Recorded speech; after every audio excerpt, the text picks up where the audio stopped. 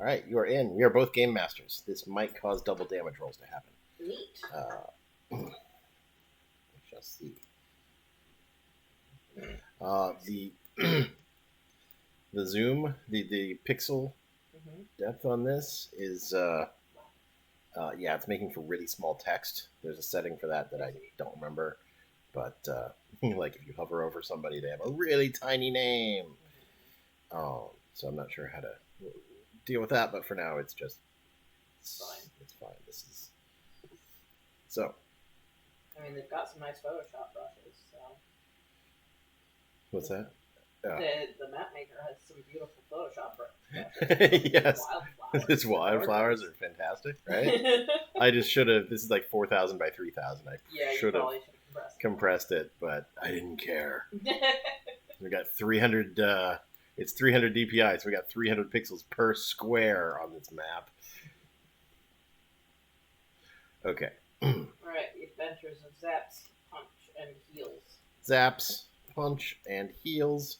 Note that we've got Token Action HUD running. Okay.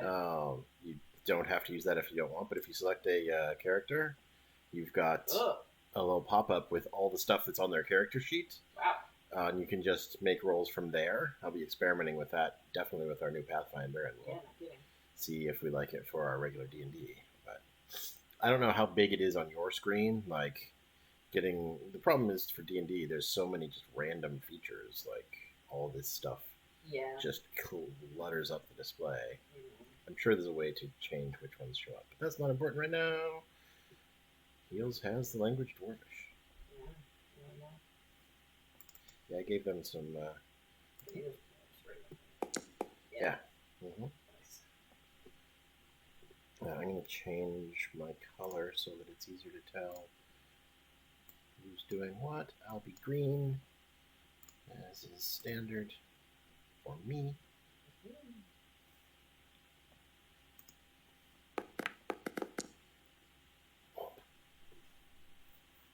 Okay, so we've got our very basic 3 characters. We've got Heals, a human life domain cleric, has a few spells, has a mace, shield, so chainmail. It's showing a 10 armor class. Something's going wrong here. Should be a 16, I think. Chainmail's a 16, and he's got a shield. Should be an 18 armor class. That's just the importer being silly. He's got Detect Magic, Healing Word, Shield of Faith, Guiding Bolt, Bless, Cure Wounds, Sacred Flame, Guidance, Thaumaturgy, your basics. Go through every tab of the character sheet so that we've got the record. Okay. We've got, trained in History, Insight, Medicine, Perception, and Religion. Some languages. Trained in all kinds of armor, including shields. Has a mace and a crossbow, backpack, water skin, whole pile of random stuff, and amulet. Neat. It came with a background. Oh, no, it's a holy symbol. That also has a holy symbol. Nice. Spells. Obviously, it's. I'm going to cut that down to prepared spells because it's 5e and there's infinite spells there. Got Detect Magic as a ritual, so in case we need magic to detect magic in our little adventure here. It's all right. This is just all the stuff the builder put together. Did take the Observant feat, so has +5 bonus to passive perception. Let's see if that's covered in here. Yep, +5 bonus on perception. In parentheses, it says 20 for the passive. So nice. You give them each one personality trait so that they can interact just sort of normally with the inspiration system. Sure. I was assuming we'd just start them all with 1 inspiration and okay. Yeah. Just let them be inspired and not give them any more inspiration over the course of the day. I mean, I could have Heals. Sure, personality trait. What do we want? Grouchy. All right. That's how you get your inspiration back, Heels. Gotta be grouchy. All right. Journal has... Just because there might be systems that are way more involved in the RP. And... Yeah, true. Didn't think of that. Yep. I don't think I did alignment on these folks either. So.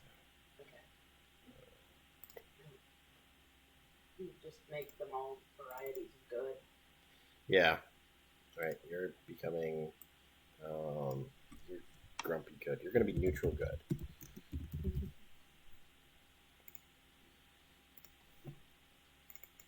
And our freaking optimistic fighter here is going to be lawful good.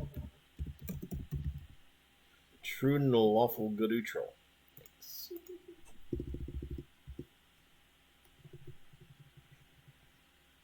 She's a folk hero. She's a mountain dwarf. You said her personality trait is optimistic. I mean, I just said that right now, so we're about to put it in. Yeah, that's what it is. Everything will be fine, guys. Oh God, we're all dying. It's fine. Well, she has survival. It's fine. Yeah. Everything's fine. Animal handling, athletics, intimidation, and survival. She has common and dwarvish. Resist poison because of mountain dwarf. Bunch of extra weapons because of mountain dwarf. Brewers and painters supplies. Nice. Party. Yeah. She should also be 16 plus.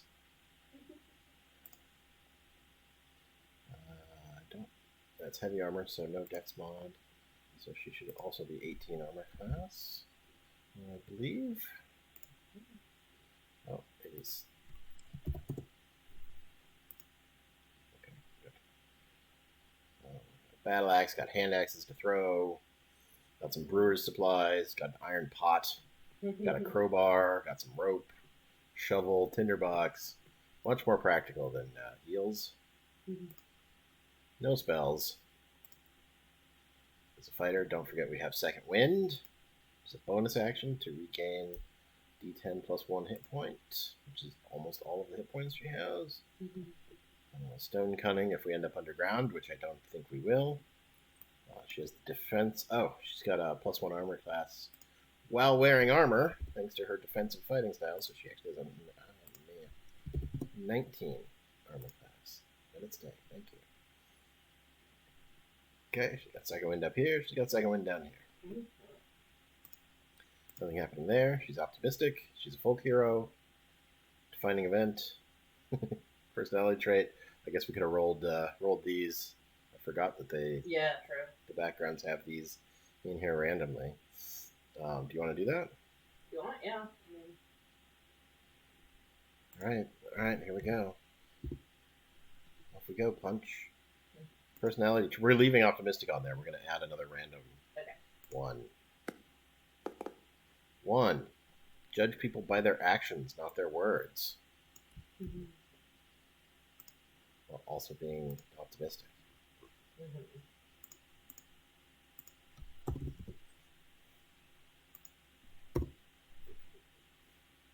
Save. All right. We need an ideal, a bond, and a flaw. Ideal is a D6. Fairness. No one should get preferential treatment before the law, and no one is above the law. Well, I'm glad I already selected lawful good for her.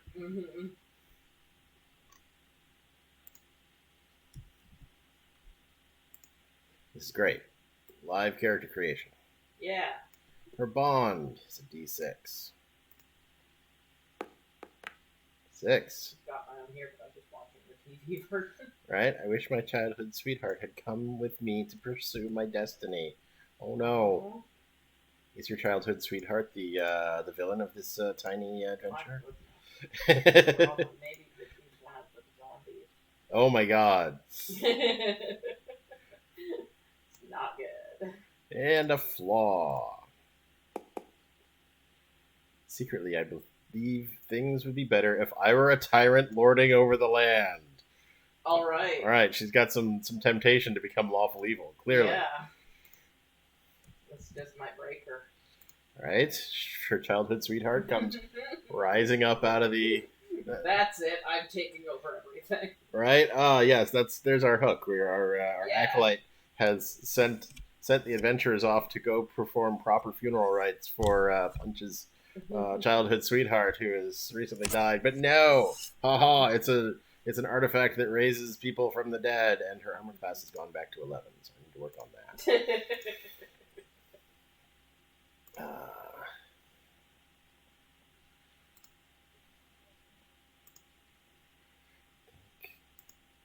We've gotten to the point where I can edit items. No, cannot edit items here. Please have a 19 armor class. Please stop changing your armor class back to 11.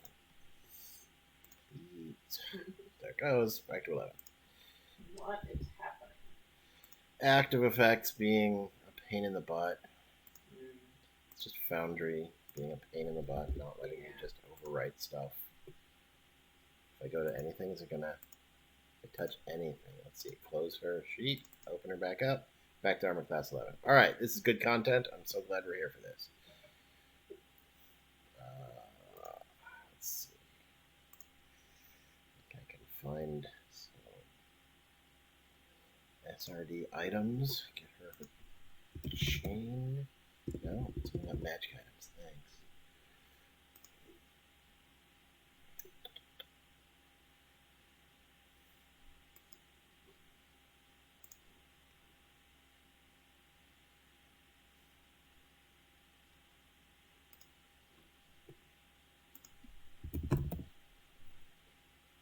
Chainmail. Effects. That's an effect.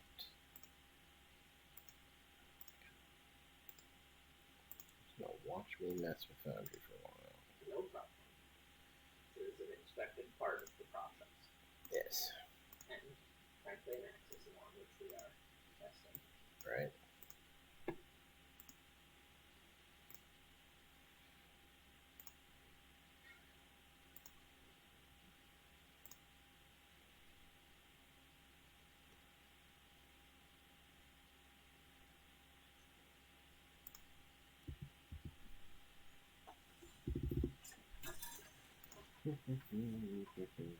Armor class. Attributes armor class.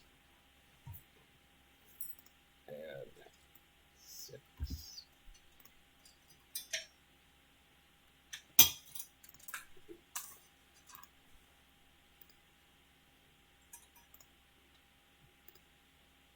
That chainmail. Add this chainmail. Equip it. Oh, now she's got a 22 armor class. Fantastic.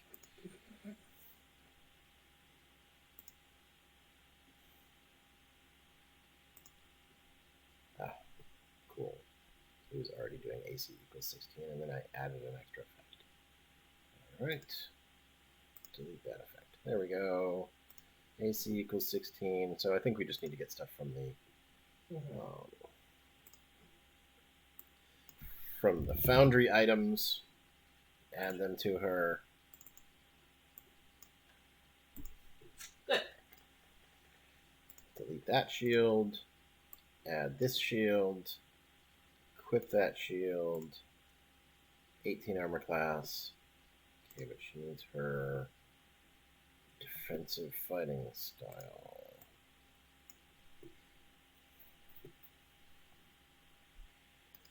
Which of course it won't let me edit because it's on the character sheet. Add in the subsequent update. Cool. We're just going to add our own effects. Add a new passive effect. That I should be able to edit.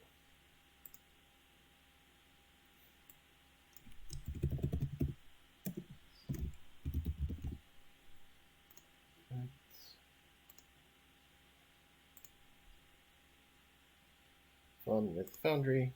Yeah. Add 1 to her armor class. Submit changes. We got 19. Cool. Yay. All right. 10.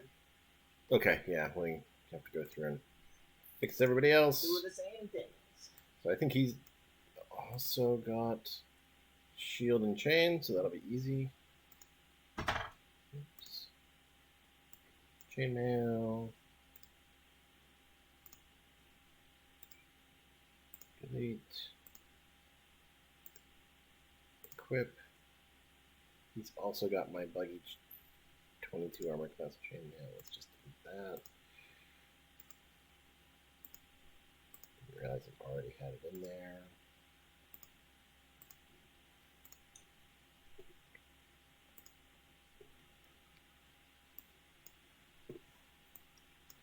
On the bright side, dynamic active effects is really cool once you have it properly set up. Just be like, here's my chainmail, and here's my shield. My armor class is 18.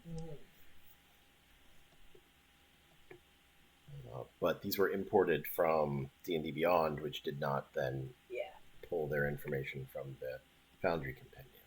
Right. And that is data, because part of what we're looking at is how well supported it is by online tools. Right. Okay, so Zaps has no armor and a 16 dex for a 13 armor class, but she's going to cast Mage Armor. Wonder if there's a spell effect for Mage Armor. I can drag her.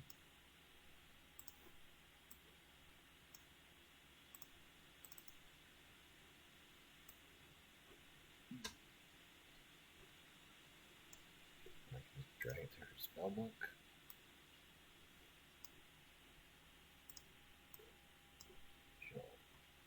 Target herself, cast Mage Armor, cast, didn't do anything. Oh, apply active effects. There we go. She's at a 16.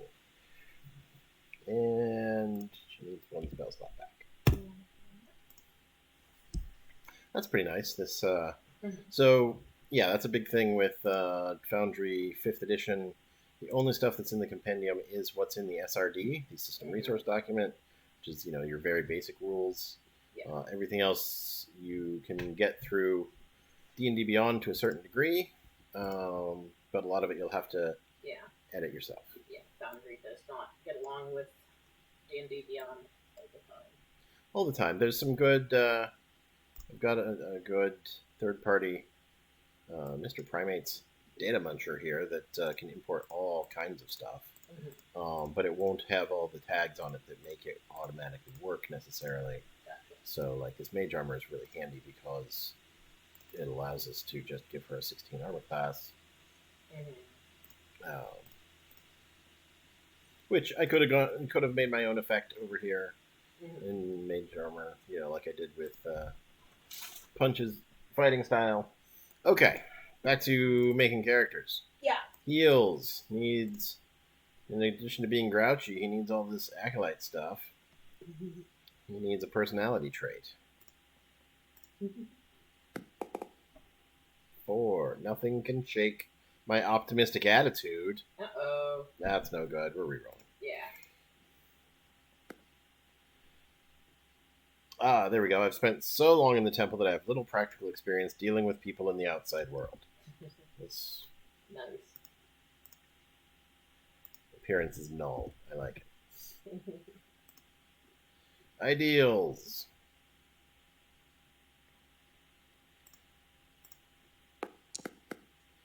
Faith. I trust that my deity will guide my choices. I have faith that if I work hard, things will go well. That pushes towards lawful, but whatever. Yeah. We'll find one that pushes toward chaotic, or we'll just let the dice fall where they may. Yeah. Bond. Everything I do is for the common people. I don't think it pushes that much towards No. lawful. Yeah, that could definitely be a neutral good. And the flaw for our neutral good cleric here. I judge others harshly and myself even more severely. This is why he is grouchy. This is why he is grouchy. Save. He's been grouchy recently. We'll give him an inspiration. Sweet. Punch has been optimistic recently and can have an inspiration. Yeah. Let's find out about our mage Zaps. First off, trained in Arcana, History, investigation, perception, and stealth. I think it's worth seeing what we're missing here. Yeah.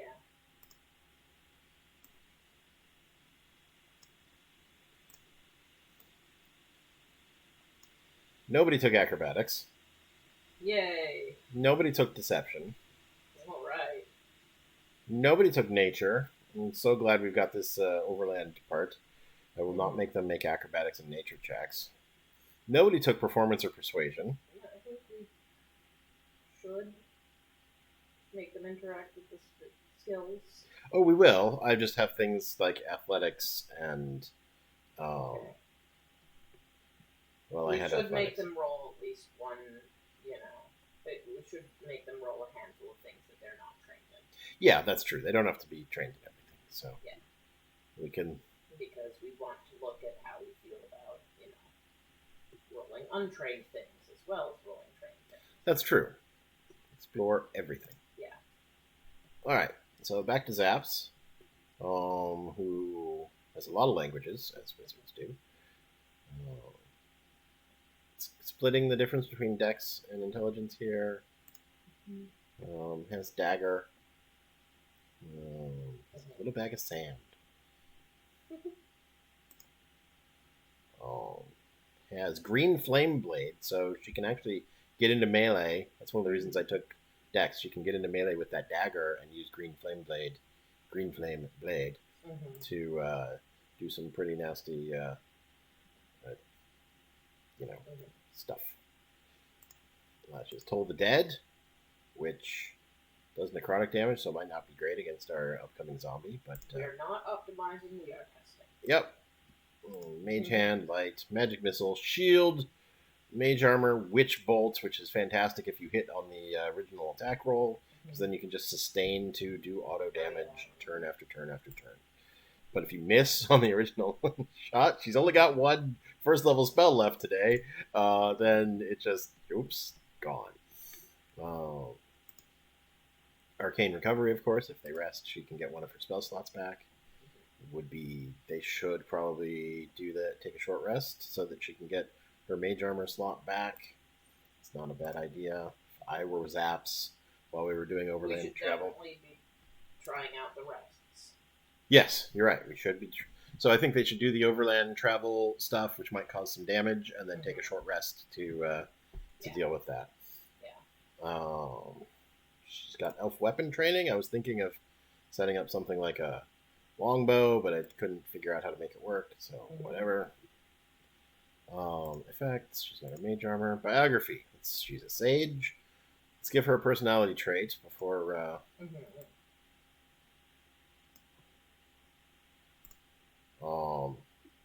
Aloof. Cool.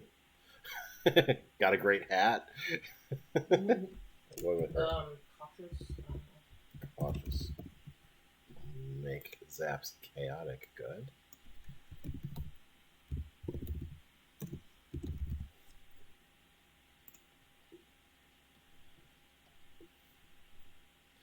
All right.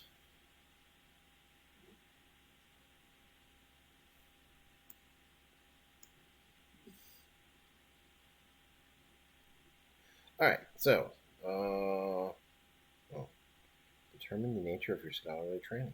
Sure. I'm training as a librarian. Cautions. Cautious librarian.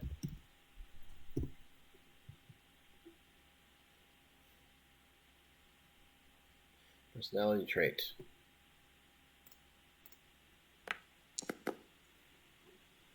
Convinced that people are always trying to steal my secrets.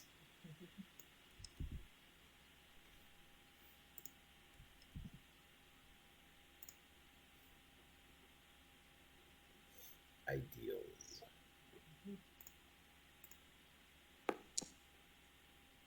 Power. Knowledge is the path to power and domination. All right, Zaps. Common wizard problem there. Yeah.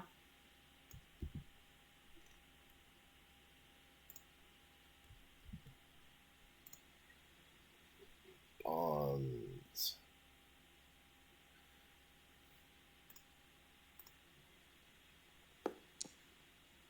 searching my whole life for the answer to a certain question. Is it related to the hat?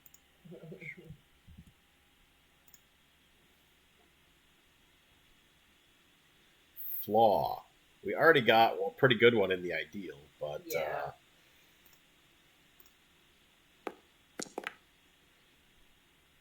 Oh, good. Overlook obvious solutions in favor of complicated ones. That'll help make things go here. Yeah. So I want to touch on as many of these systems, obviously, that exist as possible. Right. Not, all of them, but the key elements to most sessions. Okay. So, healing in combat now and such. Okay, yeah. Making various checks. So yeah, so what I was thinking is we've got two paths here. This would be like overland travel, not to scale. They're not doing overland travel, 100 feet from their final destination there. I think I just implied they're all going to die. So like, the bridge is out. We have to make an athletics check to get across, or use. What if each of them has a different solution, and we test out different? Sure. Yeah. And then so this is just very rough notes that I've put down. Yeah. Then maybe we're not good at athletics. I think only one person's trained in athletics. Maybe we go the long way around. But this bridge has a loose board, so you need to make a perception check. And if we fail, we may have to make a dex save, or we fall into the swamp and get attacked by leeches or something. I don't know. The idea being this overland travel could cause some damage, use up some resources, cause them to take a rest before they deal with their quest. Finish the very small adventure. They're delivering an item to this acolyte over here, who apparently is going to raise Punch's childhood sweetheart, or not raise. Supposedly is burying Punch's childhood sweetheart, but actually is raising zombies, and so they'll make some social checks over here, maybe a perception to see the zombie lurking behind the tree, and then we'll have a quick combat and see how things go there. The idea, there's 4 zombies here. The idea was 2 of them are already ready to go. If they completely fail their social challenge and give the magic item to the acolyte then uses that item to make 2 more zombies and makes their encounter more difficult. Yeah. I put stealth up here on this bridge. Like maybe there's a troll or something under the bridge, and we wouldn't run it as a combat, but just we didn't make our stealth, so it throws something at us, or just basically, oops, we failed a skill check, we take some damage, then we rest. Does that all make sense? Yeah, I'm wondering if rather than making a decision of which way to go, we run them through every possibility. I believe, so that's in order to make this as robust as possible, we sort of they go this way, and I mean, if then. Instead of having it be a split, we can just have it be a series of they go this way, and then they go that way, and who cares what the map looks like? Right. I'm going to draw an arrow. This is the order we go through the skill checks. Yeah. Okay. Basically have them run an obstacle course. We're going to have them run a skill-based obstacle course, and I don't know, every failure is a d6 damage or something, so then they can rest and see if they... That's similar to Savage Worlds, frankly, doing it. Just like, oops, let's see if we do some damage. And yeah. All right, so we get to our bridge. You're in on Foundry as well, right? Yes. All right, we get to the bridge, and our folks here, we've got Punch, the optimistic fighter who has athletics and is going to be like, let's just jump across. That's approach 1. We've got Heels, who I think has absolutely no supplies that would help, except maybe a crossbow. Crossbow plus somebody that plus a rope could make this easier. Does anyone have a rope? Punch has a rope. Nice. Punch could also lead the way with athletics, and then hold the rope up for everybody. Yeah. This is not an Eladrin on Zaps, so no teleporting across. I'm just making it super easy. Yeah. She does have a little bag of sand. That'll help. I think so. Oh, that's your cursor. I'm like, why is there a bug? Okay, so DCs for first level D&D characters should probably be like 10.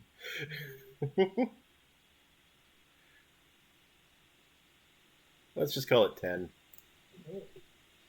for now. If they all succeed too much, then we get grumpy at them and make them fail. But it's let's say I think it would be the rope. The rope I think would make it a 10. Let's make it like a 15. Okay. And then if punch gets across, okay, then it's a 10. Yeah. For the other two, and if not, we're gonna just kill the whole party here. All right, so that's a 50-50 shot, even with see how unfair we're being to these people.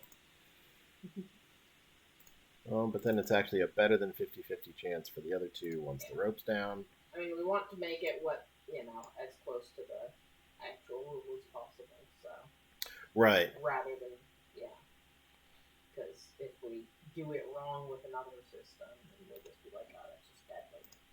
Right, true. Let me do some quick D&D Beyond searching.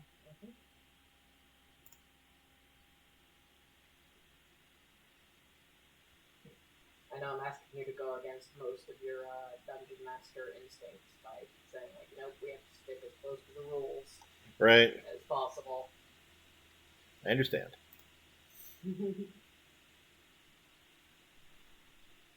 So, yeah, athletics, you try to jump an unusually long distance or pull off a stunt mid-jump. You're allowed to jump. Jumping, I think, uses just your straight strength score, which we've got a 16 and probably some 10s and a 14 and a 12. Actually, not any 10s. But I want it to be interesting enough that we're making athletic. We're making checks here for a reason. Yes. I'm going to tap into the DM's guide for suggested DCs.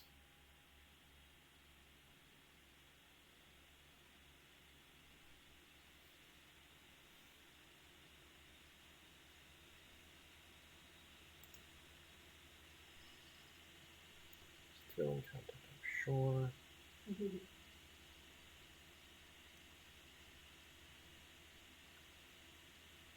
Tracking DCs.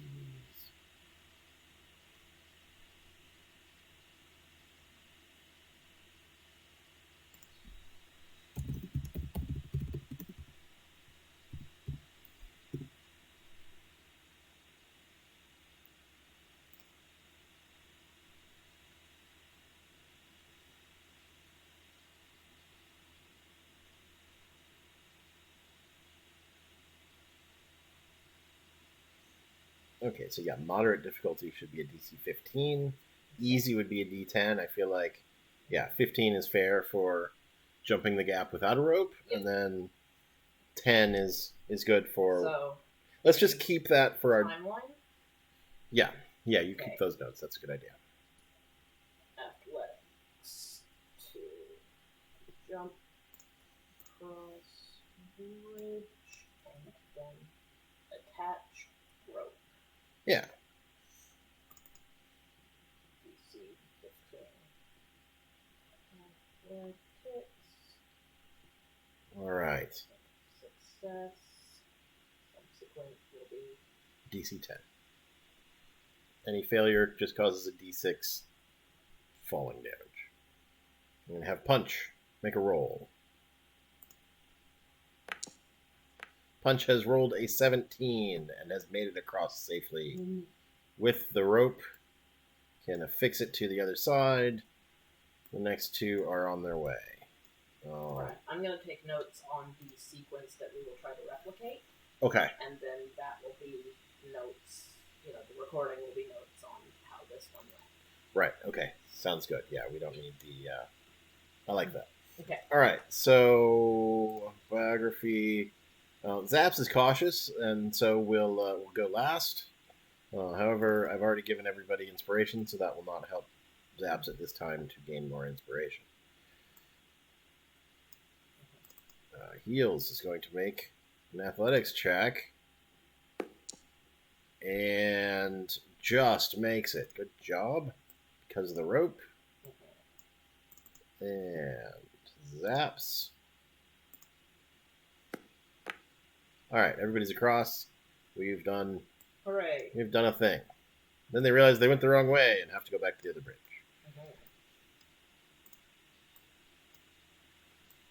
All right. So our wizard is cautious and at the back. I feel like that's a. So this bridge has some loose planks. Need to make a perception check. And I think we'll stick with DC 15 for a starting point, and then as they start to make successes, things can drop to DC 10. Okay, so perception DC 15. Perception DC 15 to Notice, yeah. Which is probably going to go real poorly here with Punch in the lead with a plus 0.7. No, all right. Okay, so but they can all make perception checks. They can all, yes, they will all go and they'll make their perception checks. Basically, they're all out on the bridge. There's plenty of broken spots, and it does a D6 if you. So then they're going to have to make a dex save, is what I set it up as. So we'll have a dex save from Punch to see if she falls. She does not. She catches it. Okay. Like if you make the perception check, then you don't need to. I don't know. Just spitballing adventure ideas. I'm writing it all down. If fail perception, subsequent dex save DC 15. 15. If succeed, what happens if succeed? If succeed, no consequences. If fail that one, then D6 damage. Okay. So you got two chances to succeed here. Perception to not step on the board in the first place, or dex save to go, oh shit, I stepped on the board. Yeah. Okay, cool. All right, but everybody's getting their own rather than, now we just follow. Clearly, we don't want to follow Punch because Punch just tried to fall off the bridge. Slap in the face with a board. And slapstick is happening. Yeah. Perception for heals. Trained in perception fails miserably. Make a save. Saved by the dice. Makes it across. It's first level. Yeah. Like they First easily level's not optimal, but that's part of the task. They easily could be dead by now. Zaps. They all failed the perception check, but then all made the dex save. All right. So Fascinating. Traumatic, but they're through. All right. What skills have we not touched yet? Nature could be interesting to find the proper path, maybe. Okay. That would be like, yeah, let's say, all right, we need a nature skill to not get lost out here. But that's going to be like a group check. Like whoever's got the best nature skill is gonna check and see if we go the right direction. Okay, group check, DC. We'll just leave it at 15 for... Okay. If fail, I mean, figure out what the story is. A whole group takes a d6 damage because, I don't know, we fell in a tar pit, or we encountered some bees, or we ate some bad food, or something like that. Yeah. So what we're getting at here is the basic consequence of D&D 5e is a little bit of damage. In this case, that's what we're doing, just so we can burn their resources. Often, people will cast things like Pass Without Trace, or they'll burn a... Like if Zaps were an Eladrin, they might have used Misty Step and burned that short rest resource. Oh, I get that, yeah. So yeah, but we're just using a d6 to generally cover that possibility. Right. Use up the little bit of healing they have, and use up their short rest. All right, Zaps is our nature expert here. Oh, we've gotten lost. All right. Whole group's going to take a d6 damage. I'll have them each roll for it individually.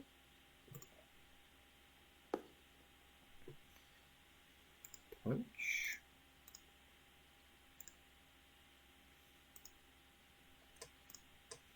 Heals. Oops, what's this button? And zaps. Ooh, that's a lot of damage for a first level wizard in D&D. Below half. Rest time. It is now rest time. We're lost. We don't know where we're going. We're now going to have to cross this troll bridge. Should we just in favor of the sequence? Should we have them try to cross the troll bridge before the rest? Yeah, I think rest should be between exploration and combat. So nature to not get lost. All right. So I was assuming stealth for the troll the troll bridge. We'll say I've been setting things at DC 15, but I feel like if the first person succeeds, then everybody else knows that that's a good way to get across, and we can reduce that DC to 10.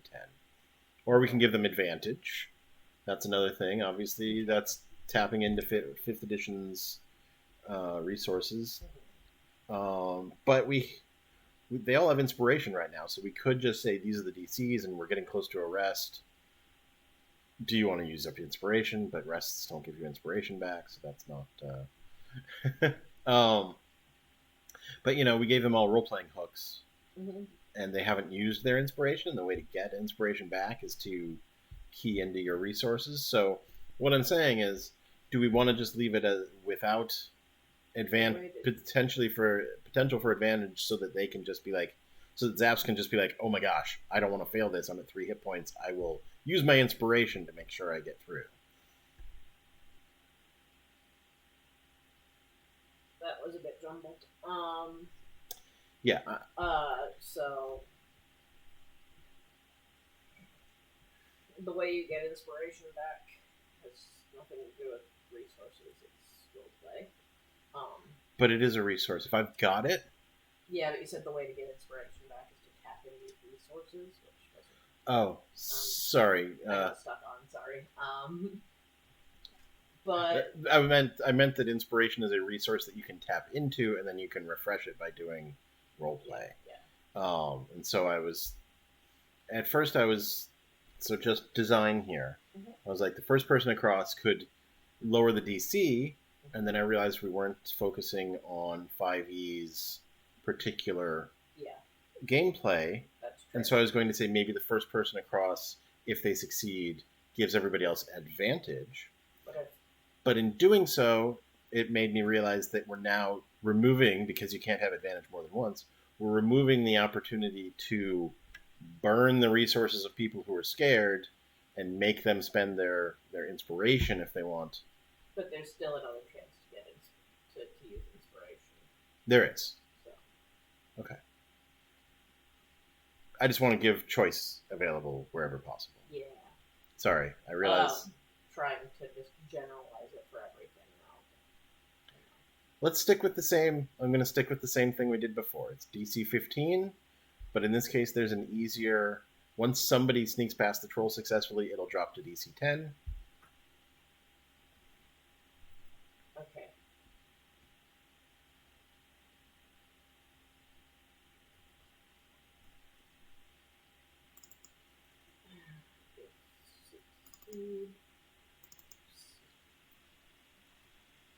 I think subsequent checks at advantage is good. Okay.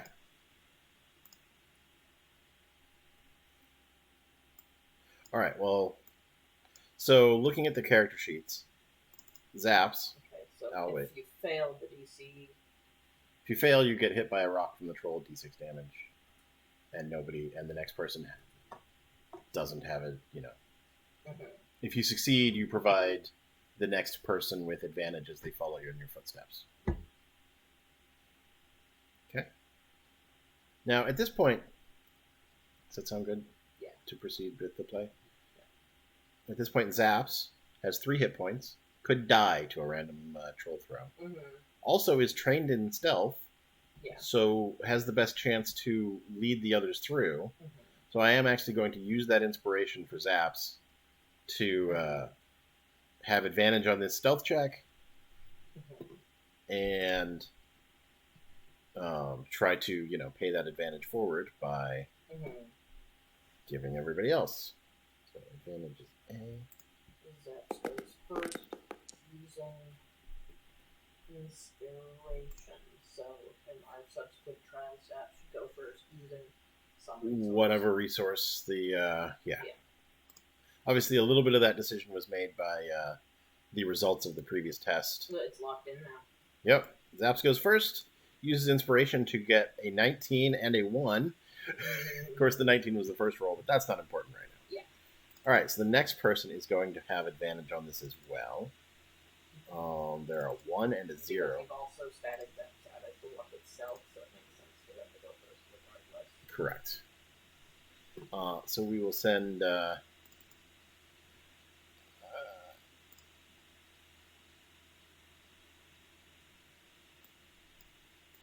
character traits. Optimistic. Optimistic Punch is going next. Yeah. Get out here. Make a stealth check with advantage by following in the footsteps. Crit. Easy.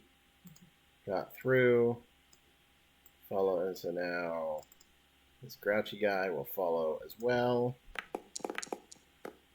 And get matching 18s. Thanks, advantage. And we're through. Okay. All right, now time for a small camp. Yeah. Just making notes here on the map of what we're doing everywhere.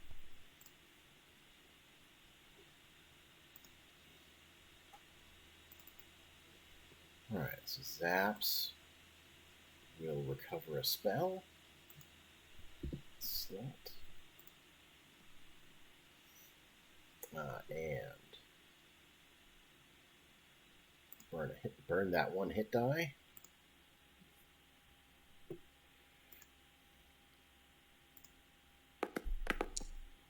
Back up to full. Nice.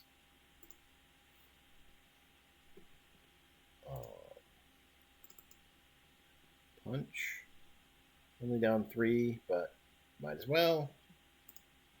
Yeah, we know that in D&D there are spells they could have cast anywhere along the way, and in our subsequent trials with different systems, we can play with those sort of to see how they change things up. But yeah, every one of those spells and things just tells you what different DCs, basically how easy it is to make the roll.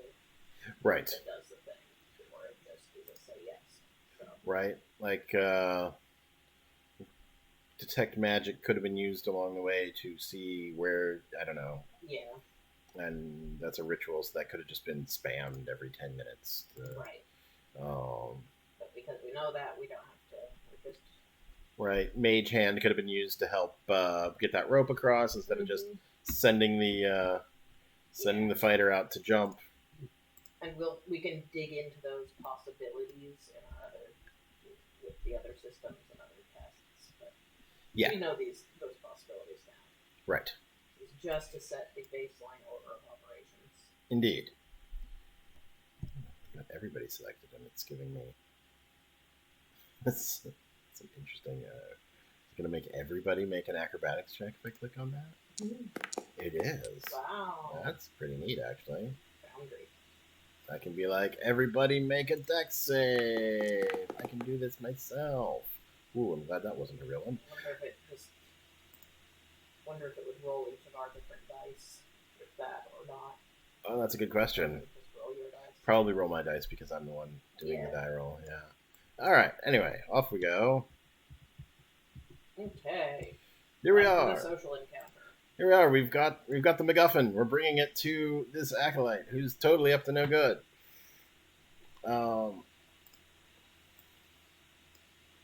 So at this point, obviously there would be a big role play thing. There's a couple of zombies hiding behind trees over here, getting ready to. Let's have each of them roll a check Yes. about what they're about what they're doing in this. Right. So I think Punch has been our hook for this, and is also optimistic, and will just be like, "Yeah, here I'm going to deliver this."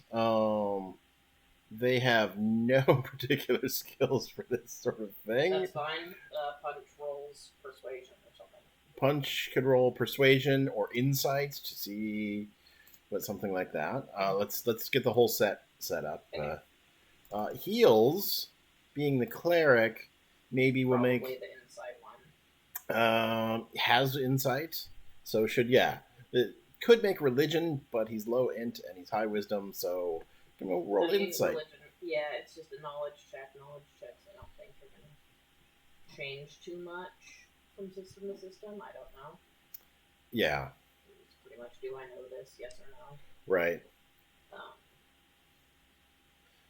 So yeah, I believe insight makes a lot of sense for heals. And then Zaps has perception and is cautious, and so can be scanning the trees to see if there's, or perhaps being like, "What's that smell? Is that zombies?" Mm-hmm. All right, so I'm going to Punch rolls something. Persuasion. Punch Specifically, role play skill. Yeah, persuasion to try to get more money. Okay. She is trained in intimidation, but that's fine too. Okay. She's optimistic. Doesn't she have a character trait about wanting to? She believes that things would be better if she were a tyrant lording over the land. Let's have her try and intimidate this person into giving more money. Optimism can be optimism that she's going to succeed at intimidating this person who hired them. Moving these around to where everybody's doing stuff. Okay, so I've got punch rolls intimidate to get more money. Heals rolls insight to evaluate the acolyte. That rolls perception to scan the area. Yes. Typical fighter, just going in with one of the few skills they have. All right. So here the DCs are based on the characters, right? Our acolyte here. So the intimidate can be an opposed check. Intimidate would be an opposed check. Which is generally wisdom, charisma. I don't know how to play these games anymore. I've been reading too many rules. Yeah. That's why we're gonna space out our things by a week. Right.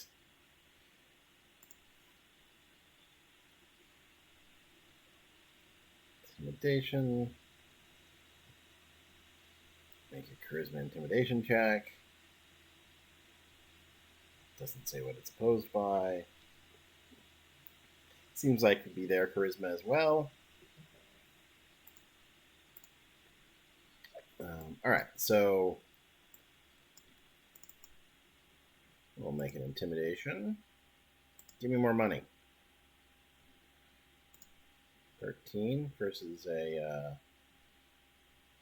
maybe deception, because the deception will be up against Heals' insight. So just make a straight maybe a persuasion on the acolyte's part to be like, no, we're actually doing this. And the acolyte crits on persuasion. So no progress for Punch to get more money. Which is kind of foolish on the acolyte's part, frankly, because the acolyte's about to kill them all, and it doesn't really matter if you hand them more money before you kill them. Heals is going to make an insight. This is weird. That insight is a 14 versus the deception of the acolyte, who really should have trained some of these skills. Of 10. Okay. So Heals now feels that something is off, and will not be surprised. I think the way I'm going to play this is whoever makes their skills will not be surprised when the zombies show up. Okay. And whoever doesn't will be like, what? What's happening? Mm-hmm. So Punch got so into the negotiations that she does not realize what's going on. Yeah. So failures cause surprise. However, I've also got this scaling encounter that has 2 zombies or 4 zombies, depending on if they make their social encounter. I feel like with 3 of them, it could be a best of, sort of like a skill challenge. Maybe there's each of these causes surprise, and then there's a group chat to see whether you actually give them the shit. Yeah, I was kind of thinking. Yeah, basically my thought was, just take the aggregate of the 3 rolls. If there's more successes than failures, then we don't give them the shit. If there's more failures than successes, well, I was thinking each of them makes a roll 1, 2, 3, and then they make one collective roll 2 or something. Right? Because I mean that would be role play at that point, where the players are like, should we do it? Should we not do it? Yeah, but that would be impacted by what people see. That's what I'm. So if we just base it off of what they see, like if 2 people see something suspicious and one person doesn't, then the 2 people are going to outvote the other, and vice versa, maybe. Let me make the perception. I like the idea of rolling with the surprise feature of. Yeah, I've got 2 different things going on here. So, all right, Zaps is going to make a perception versus the stealth of this zombie. Which they're zombies. I'm going to give the zombie advantage on this because they've been pre-buried or whatever. Yeah. And also it's got a -2 dex and no training, and I feel bad for it. Okay, so zombie has with advantage. Yes.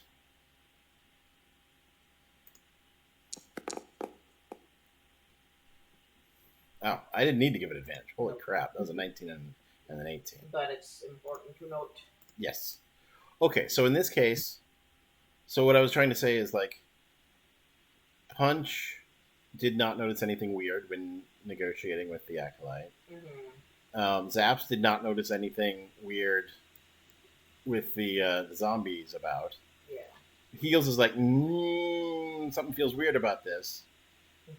If they were to, as a group now, decide who gives, do we give it to the Acolyte or not, it seems like Punch and Zaps would outvote Heels. Yeah. But I see what you're saying. They could make a group check at this point to. Let's roll this back to what I'm actually trying to get at, which is that I definitely want to have surprise be a possible thing because it's a mechanic. Oh yeah, I wasn't talking about getting rid of surprise. Okay. So here let me finish my pitch fully described. So we have 3 skill checks. Whoever fails their skill check will be surprised when the zombies attack. Okay. If the majority of the group fails their skill checks, then they hand over the item and the encounter is even tougher because there's more zombies. Okay. That was my. Yeah. I think you were pitching like they make a group skill check to decide if they hand over the item, and I'm okay with that too. No, that sounds fine. Yeah. Okay. So they hand over the item. A bunch of zombies suddenly come out of the ground. Now our party dies probably because 2 of them are surprised. Yeah.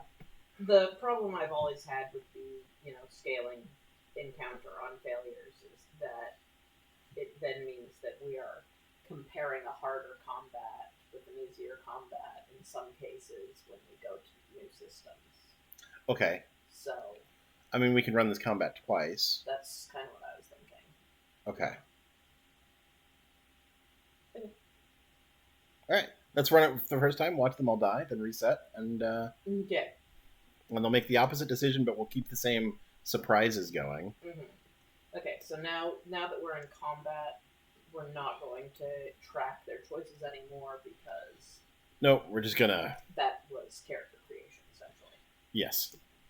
Character creation was more. It'll be interesting to see how they play differently. Yes. Probably. Yeah. roll initiatives as groups here, please. Do I have group rolling set up?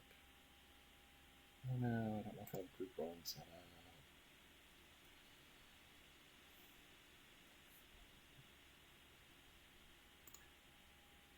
I do not have group rolling set up. Wow. Alright, we're gonna randomize these. I'm gonna roll a d4 to see which zombie gets the is in charge of the zombie initiative. Yeah. Just 1, 2, 3, 4 down from the top. 3. So the third best zombie initiative will be our actual initiative, which is a 14, which is not going to matter a lot since everybody's surprised.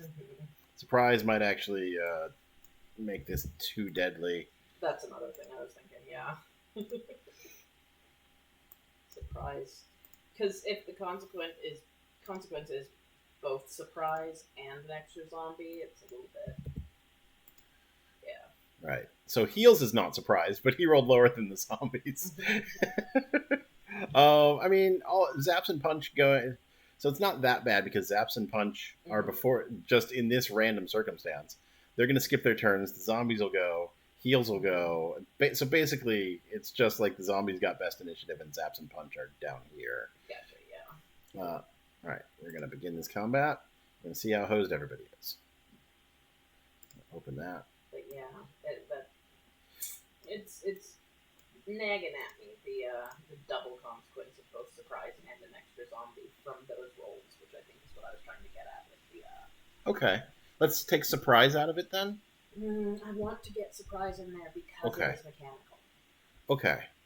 Then just taking the 2 extra zombies out? Take the extra zombie out. It's 2 extra zombies. Oh my god. Yeah, it's like half the encounter. It's a lot of extra zombies.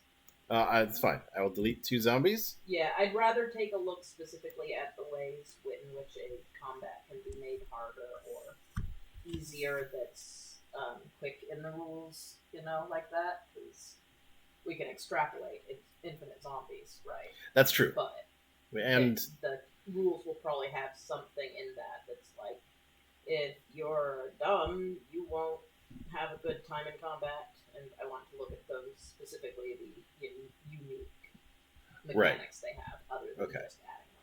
So we're going to do the surprise round, but not the extra monster. Yeah, I think that would be smarter. Works for me. Okay, so I'm going to move one of these zombies over to the other side so the group's surrounded by zombies rather than... There we go. And we shall begin. Yay! Zaps is surprised. Punch is surprised. Zombie is not surprised. Which zombie is this? Oh, I don't have my turn marker on. It's this one. Has a speed of 30 feet. That's fast for zombies. We'll walk straight up to this cleric and smack. What do these zombies do? Yeah, they don't die. That's annoying. Okay, so combat with necromantic, acolyte, and 2 zombies. Yes. In Pathfinder, that's already been scaled back to 1 zombie because of the Pathfinder. The Pathfinder acolyte is more powerful, basically. All right, so we're gonna have this zombie attack. So I changed that to combat with necromantic, acolyte, and the number of zombies to make what kind of encounter? Like a this is mid-level. It's a mid-level encounter, yeah. Medium encounter difficulty. They're for these 2 games, the encounter difficulties are different. They're on a different scale. Yeah. Pathfinder gets scarier faster, but yeah, we're just going for I medium. want to look at whatever the system says is a medium hard. Yeah. And if it's Dark Souls, then no, we don't like that game. It was basically it was scaling between with the extra zombies where it would have been a hard encounter. Yeah. This is a medium encounter, at least. Yeah. With a surprise. With a surprise, which will make it harder, of course. Yeah. We missed heals on a 17 from the zombie. I missed by 1. Wow. For Pathfinder, heals would not have had his shield up yet and would have been hit. So that's interesting.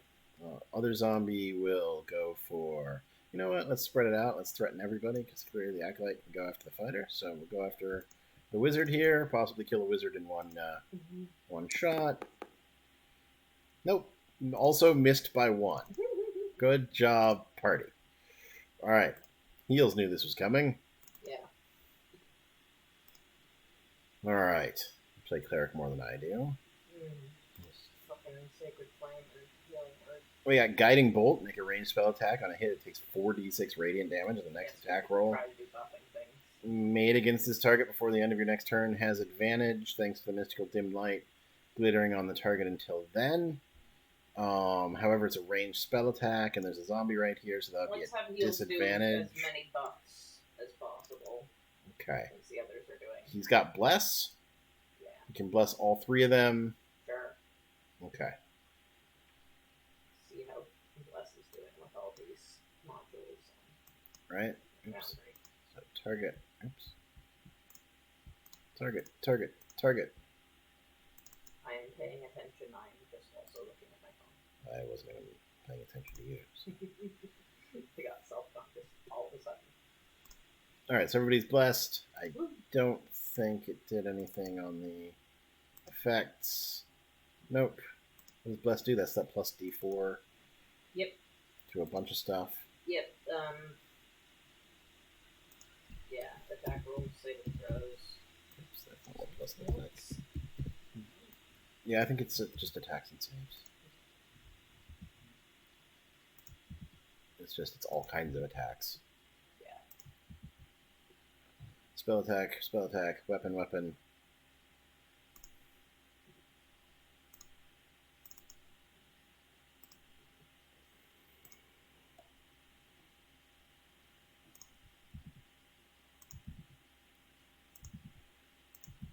Not taking the time to figure out which one of these skills is actually appropriate to which character. It's just easier to spam it to every. Like, clearly the fighter's never going to be making a ranged spell attack, but whatever. Yeah.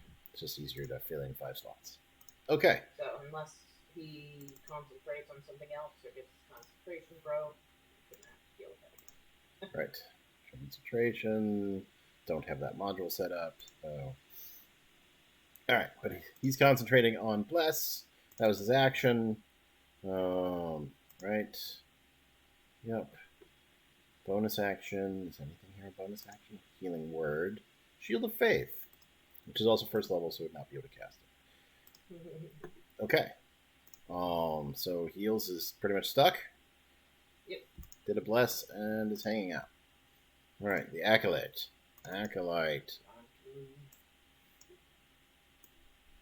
What's that? I'm wondering if we should fucking can't. I mean, he can. It'll give up an opportunity attack to a zombie, but. I mean, we should probably test those for the testing. So yeah. We've got Sanctuary. We've got Blast for the zombies. We got Sacred Flame. Fuck it. Amazing. Competing blesses. Here we go. Everybody's blessed. This is why we're not tracking exactly what we do in the combat. Right? For you to fuck around and yeah. Different games are going to have. Like different games are going to have different possibilities for that. Can I even?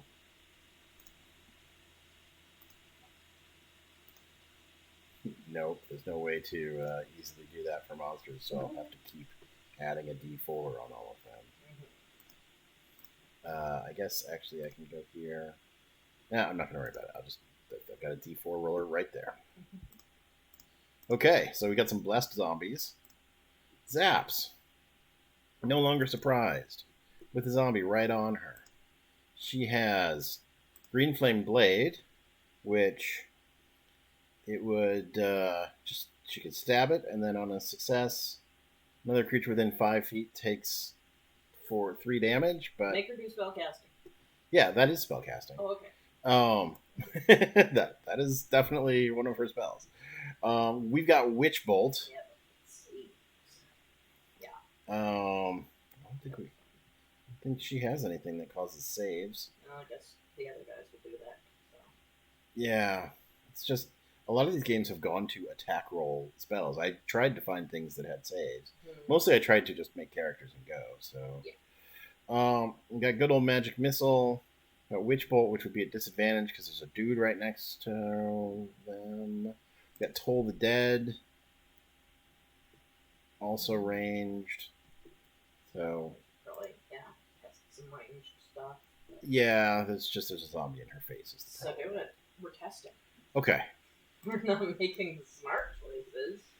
She's got shield available. I'm gonna have her back away. Nice. And cast a spell. Cast that Witch Bolt. So she's gonna back away, giving up an opportunity attack to a blessed zombie. Which I can do. Oops. So that's gonna be at a plus a D4, which is going to hit. So she's gonna take 3 damage from that.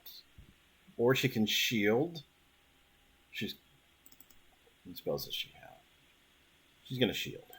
Use her reaction on her own turn to cast shield, not take that damage. Then she's going to Witch Bolt this frickin' Acolyte. She doesn't have herself targeted anymore. Remember that if we make all the right choices in this one, it'll weight our results. That's true. Because we don't know the right choices in the other systems. Oh, that is a 3. Yikes. Probably she used her inspiration on sneaking. She had that is a 3, which hits this Acolyte, whose armor class is 10. Wow! Thank you, Bless. The Bless came up. Nice. Bless came up big. It only was an extra +2. The Acolyte's armor class correct? We're having trouble with that. That's a good question. Yeah.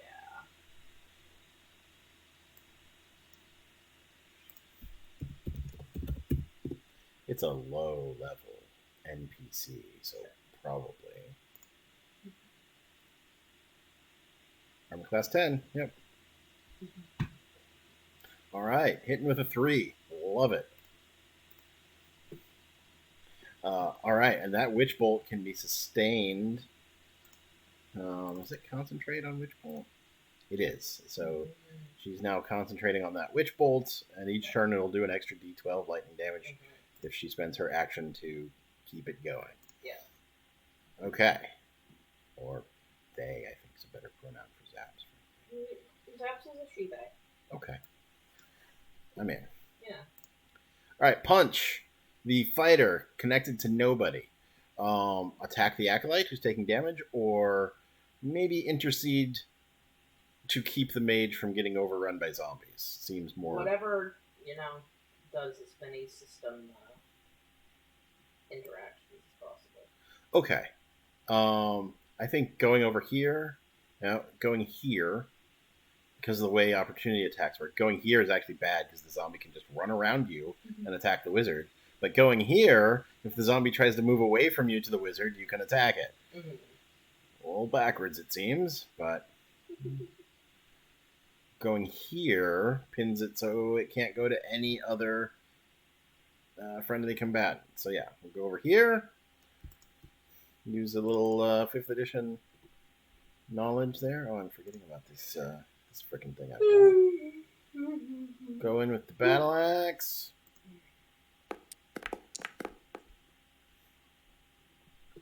Hit for 5 damage. These things start at 22. So this will take a while. All right. Zombie. This one. All right. This one. Attack. Attack our cleric. Apply status effects. That's of interest. The zombies cannot, unfortunately. They just hit things and don't die. They make Constitution saves when they go to 0 hit points to potentially not die.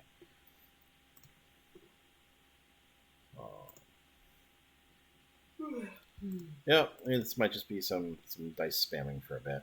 That's fine. Okay. That's how the combats go sometimes. I forgot we've got an extra D4 on there. That D4 is definitely going to make a hit happen. So we need to go into slam and hit damage. Oops, applied 5 damage to itself.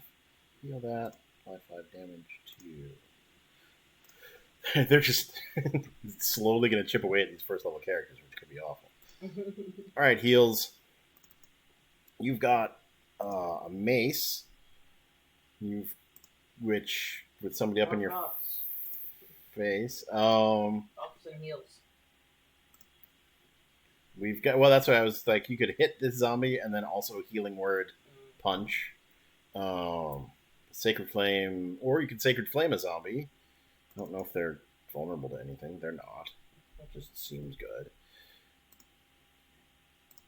I feel like sacred flame the acolyte because that we want at least something to drop. These zombies are going to take forever. Sacred Flame's a cantrip, healing word's a bonus action, so can do both of those.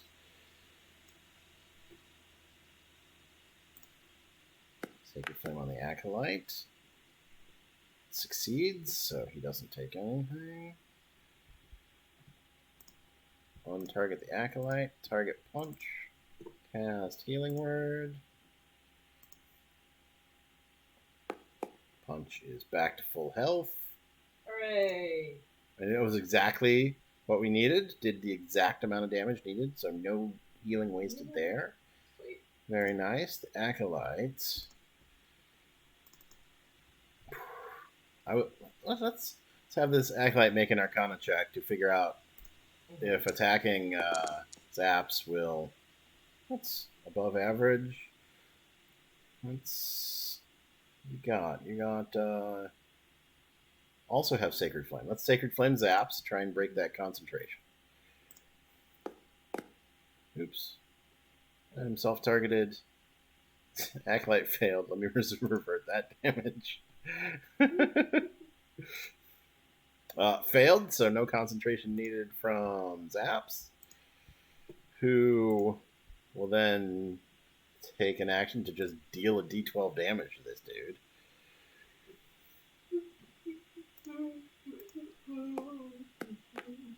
There we go. One dead Acolyte. Sweet. Zap. Witch Bolt spent, so Zaps is down to cantrips. She's going to be Toll the Dead, which does necrotic, but I don't think these guys have resist necrotic, so that'll be fine. I'm going to literally Toll the Dead. Toll the Dead has a range of 60 feet, so Zaps is getting the F out of there. Come at me, zombies. Alright.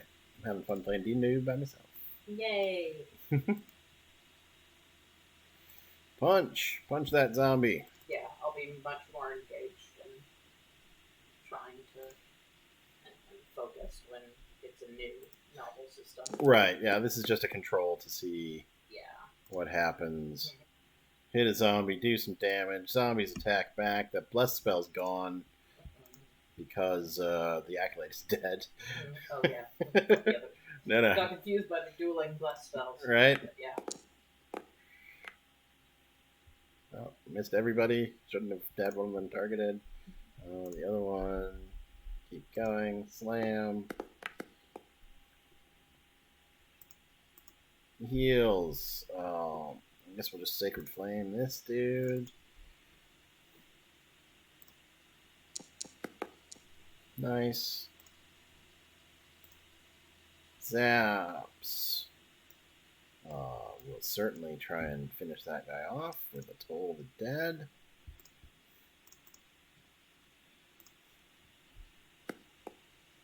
Why didn't you roll to him?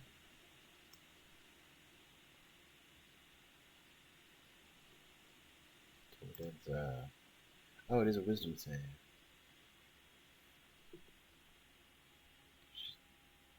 Zombie fails with a 3, takes 1 damage. Okay. Didn't see the D20 go out there. Punch. Keep battle axing this thing. Alright. Crits. Nice. Which is important to know how much damage is there because it affects the DC of the Undead Fortitude. Make a con save with a DC of 5 plus the damage taken. So DC 17 con save. That is a 14. That zombie is actually re-deaded. Hooray! Good job, team. So then Punch will use the rest of the turn to move up to this one. That zombie will keep trying to do any damage. Just anyone? Nope. High armor class group here. Heals. It's just going to go in with the weapon, frankly, because Bless is still going. Mm-hmm. You don't get a bonus on stuff that has saving throws. Yeah. That doesn't help anyway. Zaps. Do some Tolling of the Dead. Deal 7 damage to this. Well, that's 2 straight natural ones on zombie saves against Toll the Dead. Clearly they know about this whole dead thing.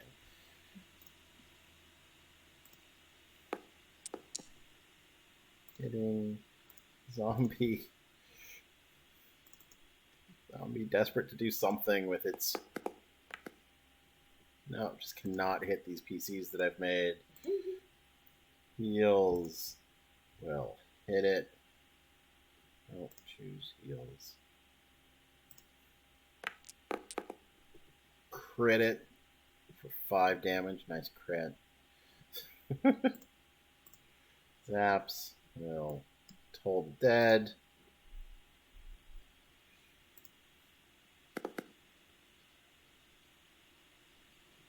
Oh, didn't pick a target. D20 for its will save. That's probably going to succeed.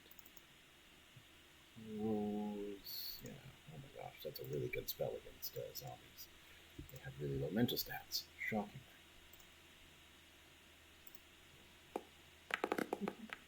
Zombie down to like 1 hit Keep point. seeing these virtual dice hit each other, and I'm like, no! You shan't interfere. Rolling the other way. This fucking zombie hopes to hit somebody someday. Someday. Nope. Not a scary zombie. Yeah, they're just sort of destroying them. Huh? Oops, cast guidance, unfortunately. Cast mace. Dead. What did 4 damage? That's a DC 9 Constitution save for this guy. Oh my god. Okay. You should have had 2 more zombies. We're a full health party here. Wow. Well, that's how it happens sometimes. Spent all their spell slots, I think. Ah. Yep, 0 spells. Alright then. 0 That spells. sounds about right. 0 spells. If you throw all your spell slots at a medium encounter, You will get through it. you'll get through it. There was a spooky moment there where Mm-hmm. Zaps had to step away and just give up the opportunity attack. Had a shield prepped and used the shield and then used the witch bolt. Still had mage armor, so all 3 spells of Zaps' 2 spell slots came into. So that short rest was important. And if we are playing a system where there's no such thing as a surprise and no other consequences that can affect how easy, a combat is, we can add an extra zombie as that consequence. It's just interacting with as many parts of the rule system. Right. It'll be interesting to see over in Pathfinder. There are no surprise rounds in Pathfinder. So we'll have to think of something else. Well, there's so that flexible initiative system. Oh yeah. Surprise is before you get your action on the first turn. Mm-hmm. Everybody who's acting before you has surprise benefits. Gotcha. If they do have surprise benefits, like rogues generally are. So it would just be a negative to their initiative. Is what you would. I don't know. We'll look at it. Cool. Probably what it would be is we would use the results of those rolls to Punch would use intimidation for initiative, and Heals would use insight for initiative, and Zaps would use perception for initiative. That's amazing. And the zombie would use stealth for initiative, and the acolyte would use deception for initiative. And so actually all of those things that we just did would just be in the initiative roll. we That's would, fascinating. right? Yeah. See, I think we've got a good thing. We can make this into a flow chart that'll be visually appealing. Yeah. This list that I've got. Ooh, that was an hour and a half. It is time for making dinner. It is. I'm going to end this stream. Yeah. I'm going to check out our 2 viewers who came by for our Tabletop RPG Taste Test. We are checking out, we've done a very basic scenario here, as you saw, if you're actually paying attention and not bots. We are going to be trying this with various fantasy role-playing systems. Next up will be Pathfinder 2nd Edition, but we've got Quest and Genesis and Monster of the Week, maybe something powered by the Apocalypse. Something. Yeah, so we're going to try a bunch of them on the idea that people might be wanting to adapt their campaigns to a non-Dungeons and Dragons system. So we'll see how this tiny little adventure translates to those other systems and what we like and don't like. And in like 6 weeks, we'll have something more concrete to talk about.